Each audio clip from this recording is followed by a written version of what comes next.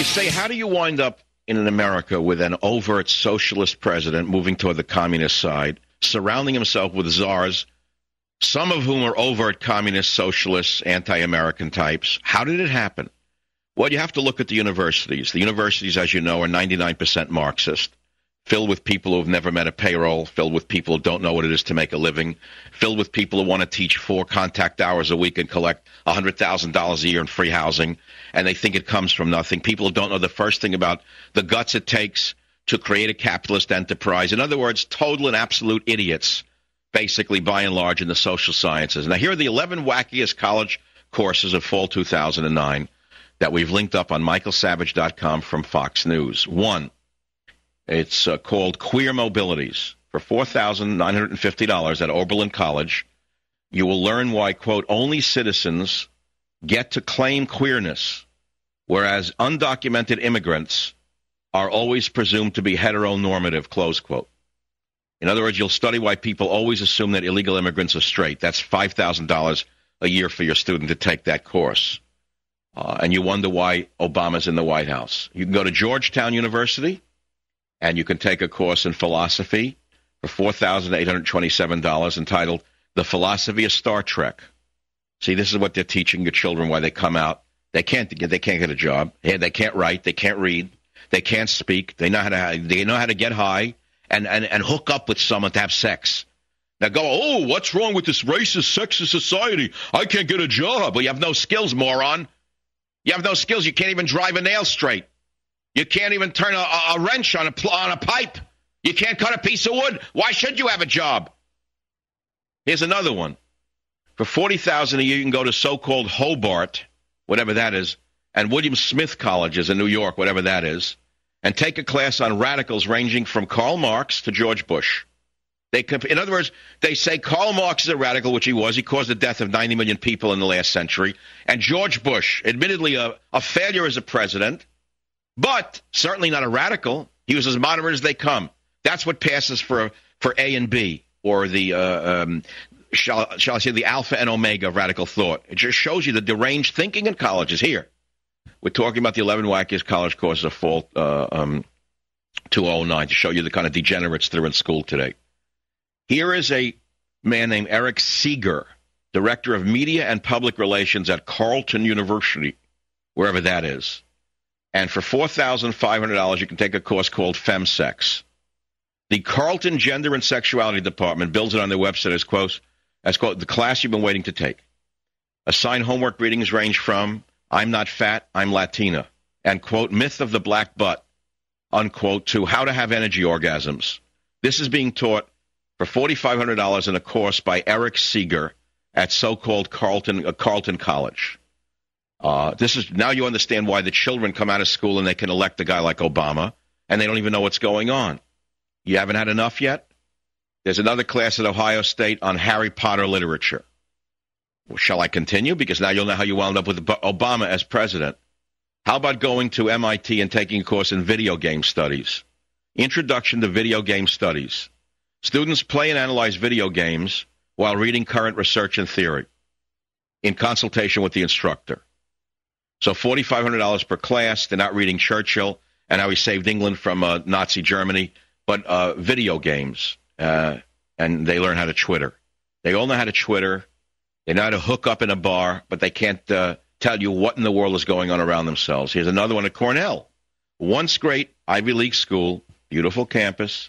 At Cornell University, for $700, you could fulfill your physical education requirement by taking tree climbing for $700.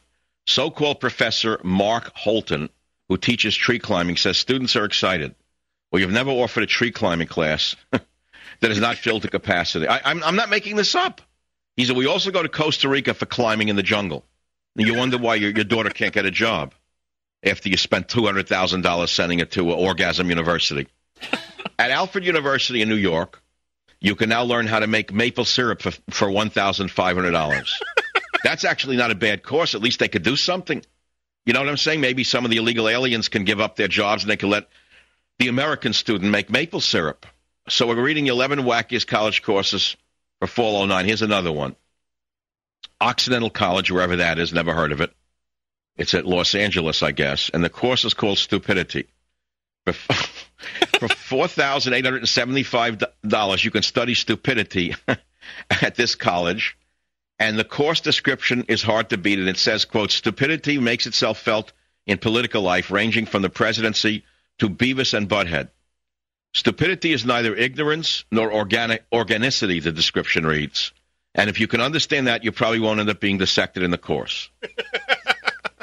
This is what passes for a course now in college. That, along with courses on race, sex, and gender, you get the picture. And now you understand why Barbara can't read and why Johnny can't get a job. How about zombies? At Ole Miss, they teach a course called Zombies. The Living and the Undead. Students will watch zombie films, read zombie books, and write a zombie research paper. Do you realize what this is? This is the death of the West. Don't you understand what it is? Don't you understand why the moderate Muslim is starting to hate the Western civilization? You know, you think all Muslims are dangerous. You're wrong. Most of the Muslims in America, as you know, want the same life you do. The thing is, they don't want the degeneracy to go with it. They don't want their daughter to become a degenerate. They don't want their son to become a degenerate. They want the children to grow up to be something, make something of themselves. They wake up and they see what's going on in this country. They don't understand what country they moved to. You understand? And what I say to you, why I'm telling you all of this, students at Berkeley can learn about the television judge arguing with Judge Judy, a rhetoric class that costs a certain amount, a couple of $1,000s, arguing with Judge Judy. So in other words, if you want to study logic, you don't study logic, you argue with a TV character at University of California at Berkeley. It's actually sad.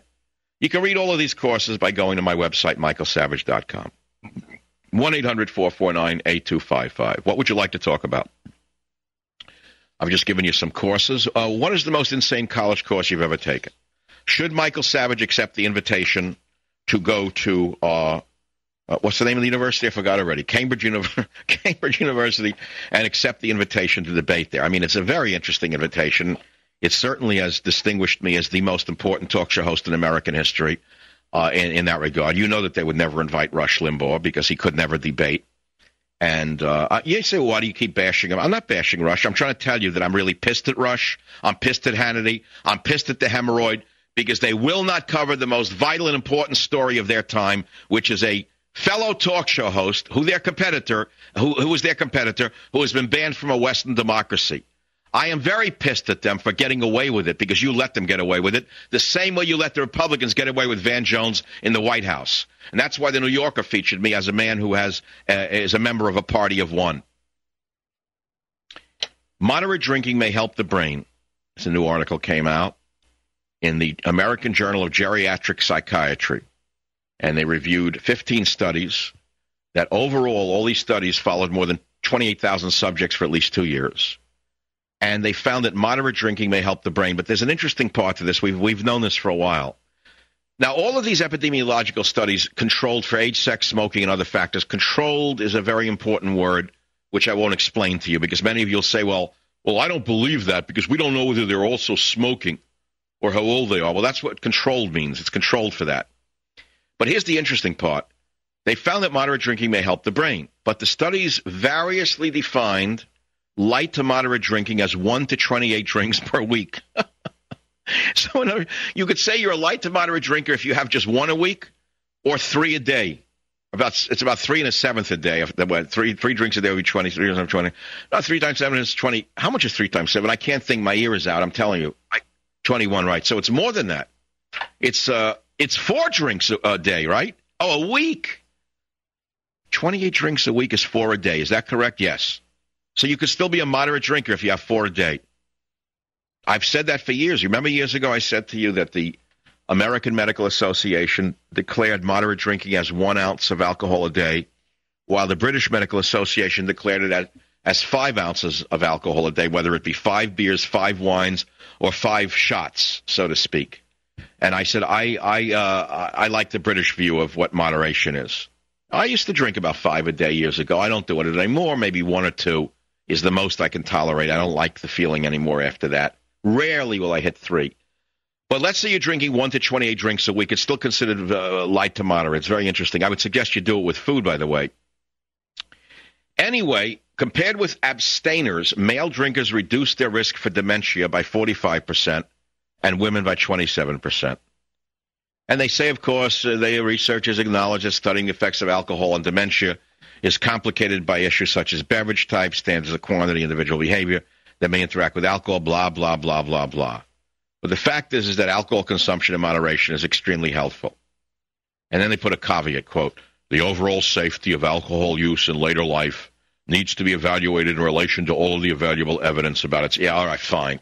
In other words, the study proves definitively that your grandfather was 100% right, that drinking is good for you. 1-800-449-8255, michaelsavage.com. Any topic is not fair game. Florida Exodus. There's another article that caught my attention I put on the website. Rising taxes drive out residents. Did you hear what's going on?